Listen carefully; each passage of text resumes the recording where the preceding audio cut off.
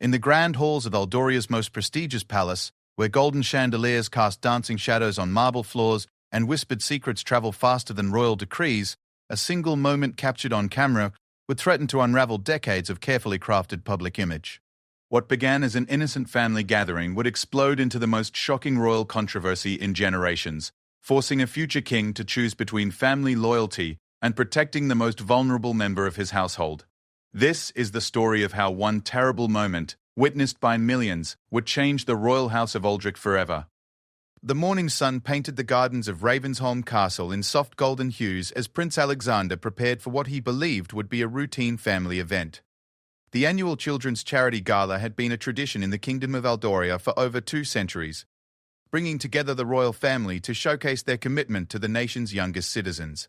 Alexander, second in line to the throne, had always taken particular pride in these events, especially since becoming a father himself. At 35, Prince Alexander possessed the natural charisma that made him beloved by his people. His warm smile and genuine interest in others had earned him the unofficial title of the People's Prince. Unlike his more reserved older brother Crown Prince Edmund, Alexander had a gift for making everyone around him feel important and valued. This quality had served him well in his role as patron of numerous children's charities across Eldoria. His wife, Princess Elena, shared his passion for humanitarian work. The former diplomat had brought her own grace and intelligence to the royal family when she married Alexander 7 years ago. Together, they had created a modern royal image that resonated with citizens from all walks of life. Their daughter, Princess Charlotte, age 8, had inherited her parents' natural charm and her father's infectious smile. The castle buzzed with activity as staff members made final preparations for the day's events. Camera crews from the National Broadcasting Network had arrived early to set up their equipment, while photographers positioned themselves at strategic locations throughout the main ballroom and gardens. The royal family's communications team had carefully orchestrated every detail to ensure positive coverage that would highlight their charitable work. Queen Dowager Victoria, Alexander's stepmother, had arrived the previous evening from her estate in the countryside. At 62, she maintained the regal bearing that had made her a formidable presence during her years as queen consort. Her marriage to the late King Frederick had been one of duty rather than love, but she had performed her role with unwavering dedication. Since Frederick's death 3 years ago, Victoria had become increasingly involved in her stepchildren's lives, often offering unsolicited advice about royal protocols and public appearances. The relationship between Victoria and Alexander had always been complicated. As a child, Alexander had struggled to connect with his father's new wife, who seemed more interested in maintaining royal traditions than nurturing relationships. Victoria, for her part, had found Alexander's informal approach to royal duties somewhat troubling. She worried that his popularity with the common people might overshadow the dignity and mystique that she believed essential to the monarchy's survival. Princess Elena had tried to bridge the gap between her husband and his stepmother, organizing regular family dinners and including Victoria in decisions about Charlotte's upbringing and education. These efforts had met with limited success. Victoria appreciated Elena's diplomatic skills but remained concerned about what she perceived as the younger generation's casual attitude toward royal protocols. Young Princess Charlotte had become the unexpected bridge between the different generations of royals. Her grandmother adored her, showering her with expensive gifts and elaborate birthday celebrations. Charlotte, with a child's innocence, accepted affection from all her family members without reservation, though she sometimes found her grandmother's strict rules about posture and proper behavior confusing. The charity gala was scheduled to begin at 11 o'clock with a reception in the castle's main ballroom, followed by presentations from various children's organizations that had received royal patronage during the past year. Alexander had spent weeks reviewing briefing materials about each organization, determined to ask meaningful questions and show genuine interest in their work. Elena had chosen an elegant blue dress that complemented the sapphire tiara that had belonged to Alexander's mother. Charlotte wore a smaller version of her mother's outfit, complete with a child-sized tiara that sparkled under the ballroom's crystal chandeliers. The little princess had been practicing her curtsy for weeks, eager to make her parents proud during her first major public appearance at such an important event. Victoria had selected her most impressive jewels for the occasion, including the famous Eldoria diamond necklace that had been worn by queens for over 3 centuries. Her deep purple gown conveyed appropriate dignity while showcasing the royal family's most treasured heirlooms. She had also insisted on reviewing Charlotte's schedule for the day, offering numerous suggestions about proper behavior and protocol. As the morning progressed, Alexander found himself increasingly tense about the day's events. While he had participated in hundreds of public appearances, the presence of his stepmother always added an element of unpredictability. Victoria's strong opinions about royal conduct sometimes clashed with his more relaxed approach, creating uncomfortable moments that the press occasionally picked up on. The communications team had briefed all family members about the day's schedule and the importance of presenting a united front. Recent polling had shown that public support for the monarchy remained strong, but there were always critics ready to pounce on any sign of discord within the royal family. The charity gala represented an opportunity to reinforce positive public perception while highlighting important causes. Elena had noticed Victoria's increasingly critical comments about Charlotte's behavior in recent weeks. The Queen Dowager had expressed concerns about the child's informal interactions with staff members and her tendency to ask too many questions during formal occasions.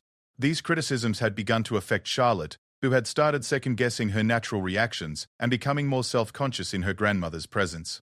The morning of the gala, Victoria had arrived in Charlotte's suite while the child was getting dressed, offering to help with final preparations. Elena had been grateful for the assistance, assuming that Victoria wanted to bond with her granddaughter before the important event. The castle's seamstresses had created a perfect miniature version of Elena's gown, and Charlotte had been excited to wear matching jewelry borrowed from the royal collection. Alexander had been in meetings with his private secretary, reviewing security arrangements and discussing logistics for the afternoon's outdoor activities. The grounds of Ravensholm Castle would host interactive displays from various children's charities, allowing young visitors to participate in educational activities while their parents mingled with royal family members and other distinguished guests.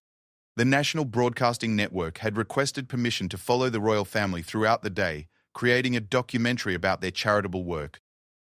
Alexander had agreed to the extensive coverage, believing it would help raise awareness for the causes they supported. Camera crews had been given unprecedented access to behind-the-scenes moments, including footage of the family preparing for public appearances. One of these cameras had been positioned in the corridor outside Charlotte's suite, capturing candid moments as family members moved between rooms during their final preparations. The cameraman had been instructed to focus on positive interactions that would showcase the royal family's close relationships and natural dynamics. What the camera captured instead would become the most controversial footage in the kingdom's recent history. As Charlotte emerged from her suite, adjusting her small tiara with the innocent fidgeting typical of an 8-year-old, Victoria had approached her with what appeared to be helpful intentions. The child had been chattering excitedly about the day's events, her enthusiasm bubbling over in a way that brought smiles to nearby staff members. Victoria, however, had other concerns on her mind. Charlotte's hair had become slightly disheveled during the process of putting on her tiara, with a few strands falling across her face in a way that the Queen Dowager found inappropriate for a formal public appearance. In Victoria's worldview, every aspect of a royal family member's appearance must be perfect, especially when cameras were present. The interaction that followed lasted only a few seconds, but those seconds would be replayed endlessly across news networks and social media platforms. Victoria had reached toward Charlotte's hair with what she clearly intended as a corrective gesture. However, her approach had been forceful and sudden, causing Charlotte to stumble backward in surprise and confusion. To viewers watching the footage later, Victoria's action appeared deliberate and harsh. The camera angle made it impossible to see Victoria's face clearly, but her body language suggested impatience and frustration rather than grandmotherly concern. Charlotte's reaction, a mixture of shock, pain, and bewilderment, created an image that would be burned into the public consciousness. The little princess had immediately looked around for her parents, her eyes filling with tears that she tried bravely to hold back. Staff members in the corridor had frozen in shock, unsure whether to intervene in what appeared to be a private family matter. The camera had continued rolling, capturing every moment of Charlotte's distress and Victoria's apparent indifference to the child's reaction. Within hours of the gala's conclusion, the footage would be trending on every major social media platform. News organizations would analyze every frame, bringing in body language experts and child psychologists to comment on what they observed. The palace's communications team would find themselves facing the most serious crisis of their careers as public outrage built to unprecedented levels. But in that moment, as the family prepared to greet their guests and begin the charity gala, none of them realized that their lives were about to change forever. Alexander was putting the finishing touches on his speech about the importance of protecting children, while Elena was reviewing the guest list one final time. Charlotte was wiping away her tears and trying to restore her smile, not wanting to disappoint the important visitors who had come to see her family.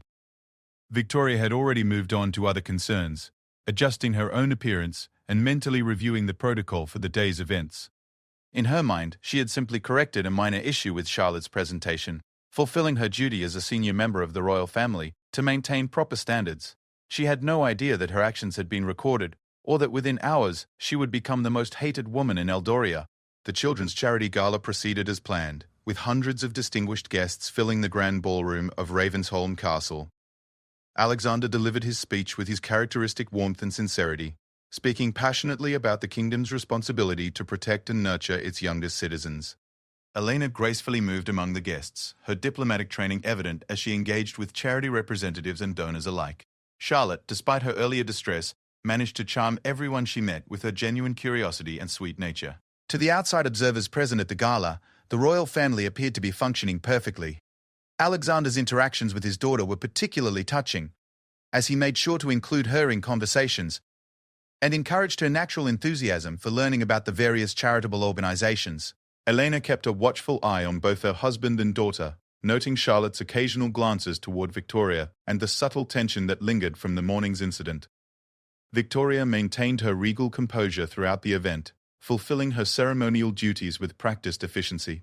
She posed for official photographs, engaged in polite conversation with dignitaries, and demonstrated the impeccable behavior she had spent decades perfecting. To most observers, she appeared to be the very embodiment of royal dignity and grace. The afternoon outdoor activities provided a welcome change of pace for Charlotte, who thrived in the more informal setting.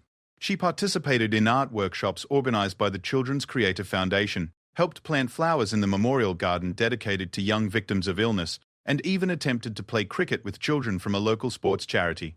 Her laughter and genuine enjoyment created some of the day's most heartwarming moments. Alexander felt particularly proud as he watched his daughter interact with children from various backgrounds and circumstances. Charlotte's natural empathy and kindness were evident as she listened to stories from young people who had benefited from the royal family's charitable support. These were the moments that reminded him why he valued his role as a working member of the royal family, despite its many constraints and challenges. The National Broadcasting Network's cameras captured hours of positive footage showing the royal family's dedication to charitable causes. The network's royal correspondent, Margaret Sheffield, conducted brief interviews with Alexander and Elena, both of whom spoke eloquently about their commitment to improving children's lives throughout Eldoria. The day appeared to be an unqualified success from a public relations perspective. However, the television crew had also captured something else entirely. Footage that would not be discovered until the editing process began later that evening. The camera positioned in the corridor outside Charlotte's suite had been recording continuously, as was standard practice for documentary coverage. The cameraman had been focused on capturing the grandeur of the castle's architecture and the family's preparations for the day's events. When the editing team began reviewing the morning's footage at the network studios, they initially focused on the more obvious moments of interest. Charlotte's excitement about her outfit, Alexander's final speech preparations, and Elena's elegant coordination of family logistics. The incident involving Victoria and Charlotte had occurred during what seemed like routine preparation time, buried among hours of relatively mundane behind-the-scenes footage. It was Margaret Sheffield who first noticed something troubling in the corridor footage. As an experienced royal correspondent, she had developed a keen eye for the subtle dynamics within the royal family. She had covered the monarchy for over 15 years, and had learned to recognize when official appearances might be masking underlying tensions or conflicts. The footage showed Victoria approaching Charlotte with clear intent, but the interaction that followed struck Margaret as unnecessarily forceful. Charlotte's reaction, the immediate shock, the stumbling backward, and the tears she struggled to control suggested that Victoria's actions had been painful and frightening for the child. Margaret requested that the technical team enhance the audio to determine if any words had been exchanged during the incident. The enhanced audio revealed Victoria's sharp words. "Stand still. You look completely disheveled. This is unacceptable behavior for a princess." Charlotte's response was barely audible. "I'm sorry, Grandmama. I didn't mean to." The pain and confusion in the 8-year-old's voice was heartbreaking, especially when contrasted with Victoria's cold, impatient tone. Margaret faced an ethical dilemma that would define her career. The footage represented potentially explosive material that could severely damage Victoria's reputation and create a constitutional crisis for the monarchy. However, it also documented what appeared to be inappropriate treatment of a child by a senior member of the royal family. As a journalist, she felt obligated to report significant news, As a human being, she was troubled by what she had witnessed. The network's executives convened an emergency meeting to discuss how to handle the footage. Some argued that broadcasting the material would be sensationalistic and harmful to the institution of monarchy, which remained popular among Eldoria's citizens. Others contended that the public had a right to know about concerning behavior by public figures, especially when a child's welfare might be at stake. Legal experts were consulted about potential ramifications of broadcasting the footage without the royal family's consent. The palace's media agreements typically included provisions about editorial control over documentary content, but this particular footage had been captured during what was supposed to be routine coverage. The legal consensus was that the network had the right to broadcast material obtained during authorized filming, provided it served legitimate public interest. Child welfare advocates who were shown the footage expressed serious concerns about Victoria's behavior. Dr. Sarah Morrison, a prominent child psychologist, noted that Charlotte's reaction suggested genuine distress and possible fear.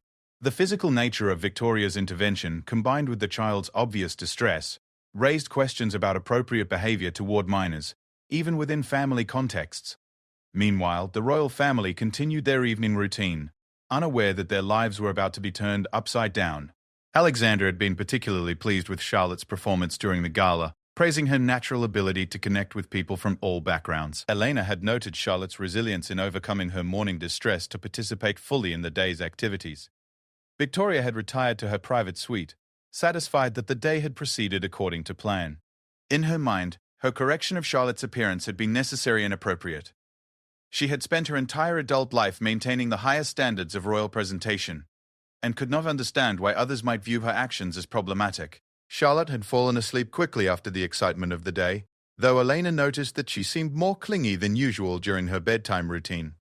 When Elena asked if anything was wrong, Charlotte had simply said that she hoped Grandmama wasn't angry with her anymore. The comment troubled Elena, but she assumed it referred to some minor incident during the busy day. Alexander had been reviewing briefing materials for the following week's engagements when his private secretary received an urgent call from the palace's director of communications.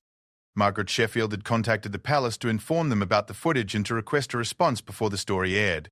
The network had decided to broadcast the material during their evening news program, giving the royal family only a few hours to prepare a response. The director of communications immediately contacted Alexander, explaining the situation and requesting an emergency meeting. Alexander's initial reaction was disbelief. He couldn't imagine what footage could be considered problematic from what had seemed like a successful day. However, when he was shown a preview of the material on a secure device, his emotional response was immediate and intense. Watching his daughter's distress and his stepmother's harsh treatment of Charlotte triggered a protective rage that Alexander had never experienced before. As a father, he was horrified by what he saw. As a future king, he was appalled by behavior that would undoubtedly damage the royal family's reputation and potentially harm his daughter psychologically. Elena's reaction was equally strong when she viewed the footage. Her diplomatic training had taught her to remain composed under pressure, but seeing her child treated in such a manner by a family member overwhelmed her usual restraint. She immediately went to check on Charlotte, who was sleeping peacefully but had clearly been crying before falling asleep. The palace's crisis management team was assembled within 30 minutes of Margaret Sheffield's call. The group included the Director of Communications, the Private Secretary, Senior Legal Counsel, and security advisors. Their unanimous recommendation was to issue a strong statement condemning Victoria's behavior and announcing immediate steps to address the situation.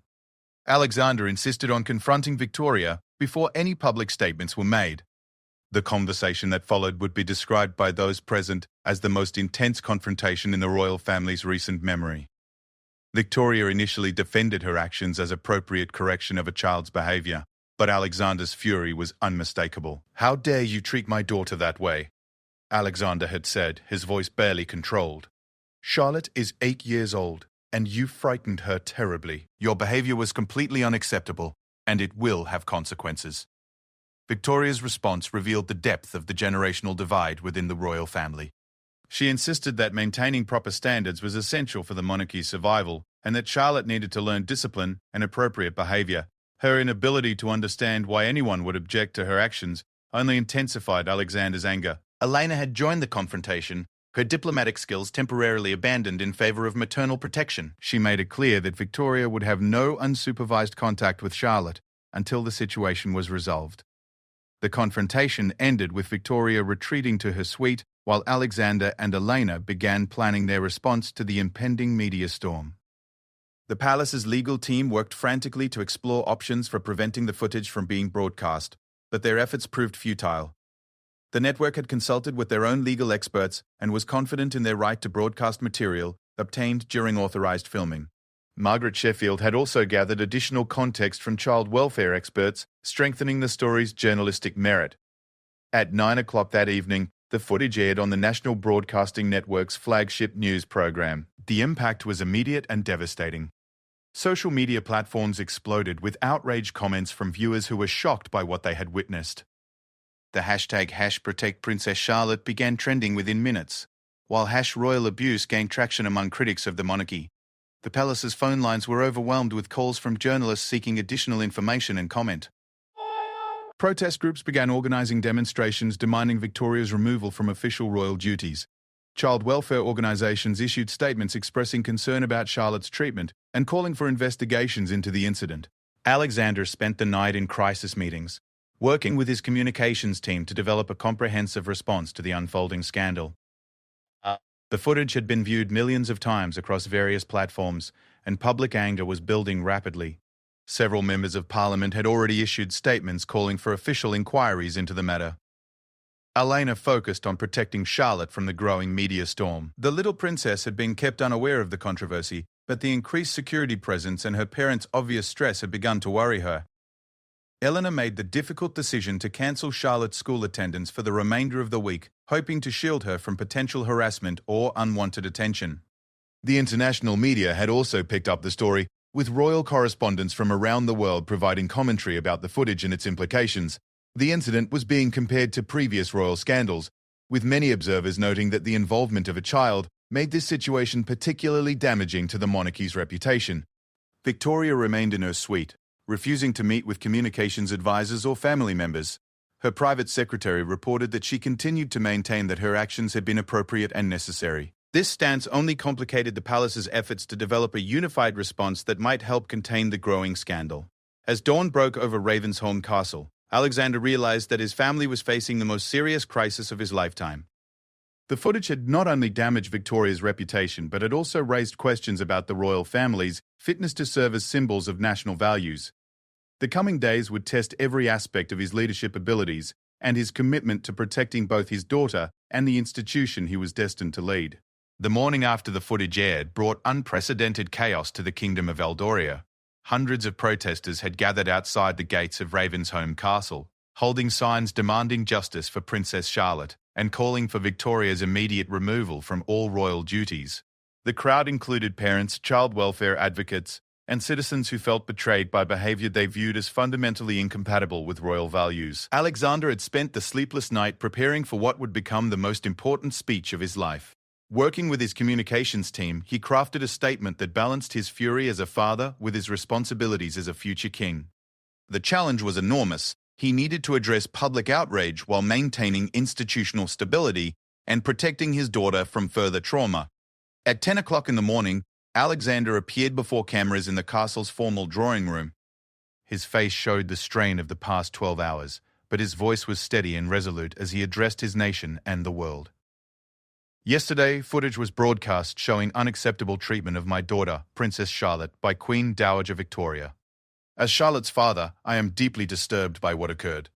As a member of this royal family, I am appalled by behavior that contradicts every value we claim to represent.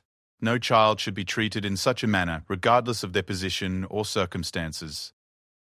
The speech continued, with Alexander's announcement of immediate consequences. Victoria would be stripped of all official royal duties and patronages effective immediately. She would retain her title but would have no role in public ceremonies or charitable activities. Most significantly, she would have no unsupervised contact with Charlotte or any other children in the royal family until she had undergone counseling and demonstrated genuine understanding of appropriate behavior. The monarchy exists to serve the people of Eldoria, and we must be held to the highest standards of conduct.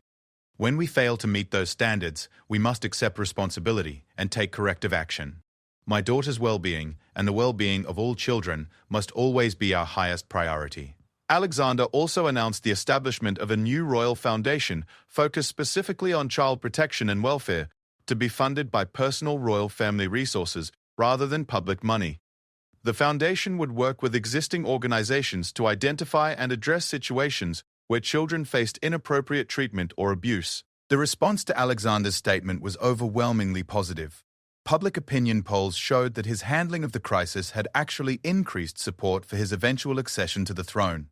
Citizens appreciated his willingness to take strong action against a senior family member and his obvious prioritization of child welfare over family loyalty.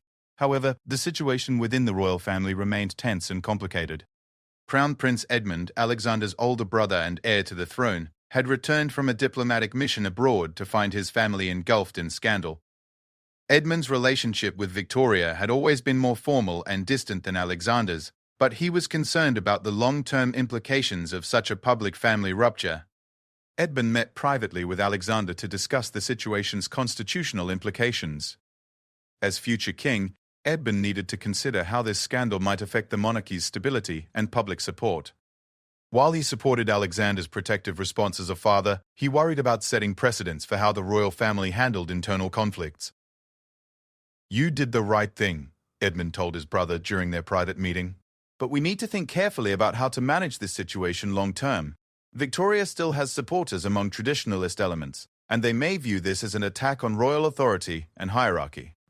Elena had spent the morning with Charlotte trying to explain the situation in age-appropriate terms without frightening or confusing the 8-year-old further. Charlotte had begun to understand that something serious had happened involving her grandmother, but she struggled to comprehend why so many people were suddenly interested in what she had thought was a private family moment. "Did I do something wrong, Mama?" Charlotte had asked, her large eyes filled with worry. "Is that why Grandmama was angry with me?" Elena's heart broke as she reassured her daughter that she had done nothing wrong and that the adults in her life were working to make sure she always felt safe and loved. The conversation reinforced Elena's determination to protect Charlotte from any future harmful interactions with Victoria or anyone else who might treat her inappropriately. The international response to the scandal varied significantly across different countries and media outlets. Some foreign royal correspondents expressed sympathy for the Eldorian royal family's situation, noting that every family faced internal conflicts and that Alexander's response demonstrated strong leadership. Others were more critical, suggesting that the incident revealed deeper problems within monarchical institutions that claimed to represent national values. Republican movements in several countries seized on the footage as evidence of the monarchy's fundamental unsuitability for modern democratic societies. They argued that hereditary privilege created environments where inappropriate behavior could flourish without appropriate consequences, at least until public exposure forced action. Victoria's supporters, while fewer in number, argued that the reaction to her behavior was disproportionate and driven by media sensationalism. Some traditionalist commentators suggested that modern parenting had become too permissive and that Victoria's approach represented necessary discipline that previous generations would have considered normal. These defending voices, however, were quickly overwhelmed by child welfare experts who provided detailed analysis of the footage. Sarah Morrison, the child psychologist who had initially reviewed the material, appeared on multiple news programs to explain why Victoria's behavior was problematic from a developmental perspective. "What we see in this footage is not appropriate correction or guidance, Dr. Morrison explained during a television interview. Princess Charlotte's reaction shows genuine fear and confusion. The physical nature of the interaction combined with the harsh verbal tone represents exactly the kind of treatment that can damage a child's emotional development and sense of security. Professional organizations representing teachers, social workers, and childcare providers issued joint statements supporting Alexander's response and emphasizing that no child should be subject to such treatment. These statements carried significant weight because they came from individuals with professional expertise in child development and welfare. The legal implications of the situation also generated considerable discussion among constitutional experts and legal scholars. While Victoria's behavior occurred within a family context, her status as a public figure supported by taxpayer funds raised questions about accountability and appropriate consequences for misconduct. Some legal experts argued that Victoria's loss of official duties was an appropriate response that balanced family autonomy with public accountability. Others suggested that criminal investigation might be warranted if evidence emerged of a pattern of inappropriate behavior toward children. Child protection services in Eldoria faced pressure from some advocacy groups to conduct formal investigation of Charlotte's welfare, Though most experts agreed that Alexander and Elena's strong protective response made such intervention unnecessary, the palace cooperated fully with informal inquiries from relevant authorities, providing additional context about the family's dynamics and the steps being taken to ensure Charlotte's well-being. The financial implications of Victoria's removal from official duties were also significant. As Queen Dowager, she had received substantial public funding to support her charitable work and official engagements. These funds would now be redirected to other members of the royal family or returned to the treasury, representing a concrete consequence of her actions. Victoria herself remained largely silent during the first week after the scandal broke. Her private secretary issued a brief statement expressing regret for any distress caused to Princess Charlotte, but stopped short of admitting wrongdoing or apologizing for Victoria's behavior. This limited response only intensified public anger and calls for more substantial accountability. Behind the scenes, Alexander had made multiple attempts to engage Victoria in serious conversation about her behavior and its consequences. These efforts were frustrated by Victoria's continued insistence that she had done nothing inappropriate and that the public reaction was based on misunderstanding and media manipulation. "You're destroying the dignity of this institution," Victoria told Alexander during one particularly heated exchange. "Your emotional response is exactly what I was trying to prevent Charlotte from developing. Royal children must learn discipline and proper behavior." Alexander's response was immediate and uncompromising. "Charlotte is learning proper behavior from parents who love her and treat her with respect. What she experienced from you was not discipline. It was frightening and inappropriate. Until you can acknowledge that and demonstrate genuine change, you will have no role in her life." Elena had begun working with child psychologists to ensure that Charlotte processed the incident in healthy ways and developed strong coping mechanisms for dealing with media attention and public scrutiny. These sessions also helped Charlotte understand that she had support from many adults who were committed to her well-being and safety. The sessions revealed that the corridor incident was not isolated. Charlotte had experienced other uncomfortable interactions with Victoria that she had not previously discussed with her parents. While none of these incidents appeared to have been as severe as what was captured on camera, they indicated a pattern of inappropriate behavior that strengthened Alexander's resolve to maintain strict boundaries. 3 weeks after the scandal broke, Victoria finally agreed to meet with a team of child welfare experts and family counselors arranged by the palace. The sessions were intended to help Victoria understand why her behavior was problematic and to develop better strategies for interacting appropriately with children. Initial reports from these sessions were not encouraging. Victoria continued to maintain that her actions had been appropriate and that modern attitudes toward child discipline were too permissive. However, the counselors noted some gradual recognition that her behavior had caused genuine distress to Charlotte, regardless of her intentions.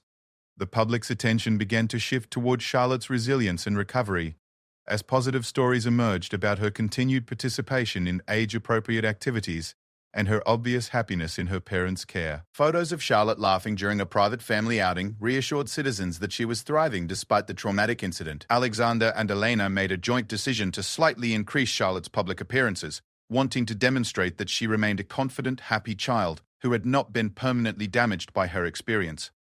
These carefully managed appearances showed Charlotte engaging naturally with other children and adults, reassuring the public about her well-being. The long-term consequences of the scandal continued to unfold over the following months.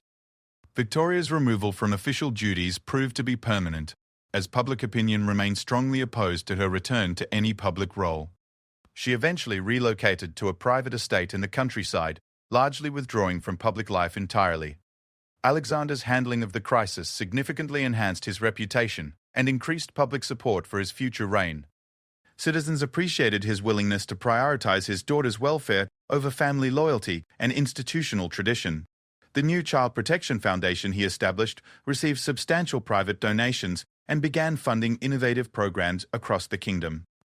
Charlotte's 8th birthday celebration, held 6 months after the incident, became a powerful symbol of healing and renewal.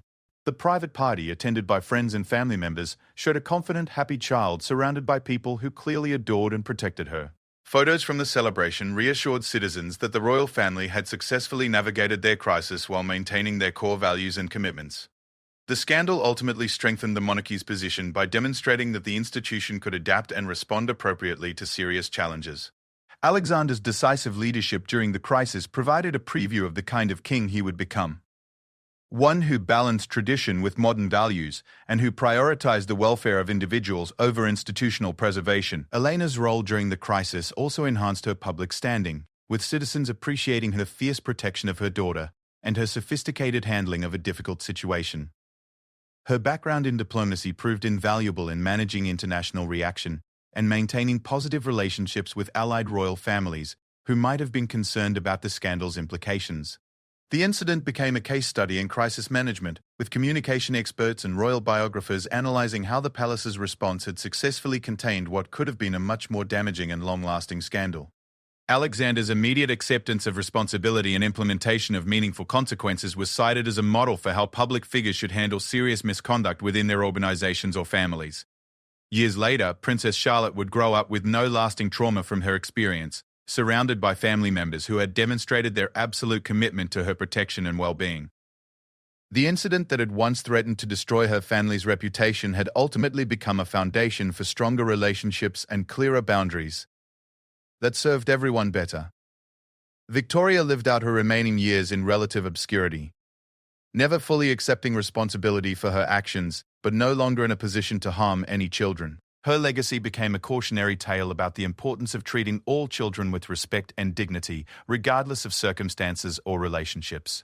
The Kingdom of Aldoria emerged from the scandal with a strengthened monarchy that had proven its ability to prioritize individual welfare over institutional loyalty. Alexander's response to his family's crisis had demonstrated exactly the kind of leadership his future subjects hoped to see from their king: decisive, principled, and uncompromisingly protective of those who needed protection most.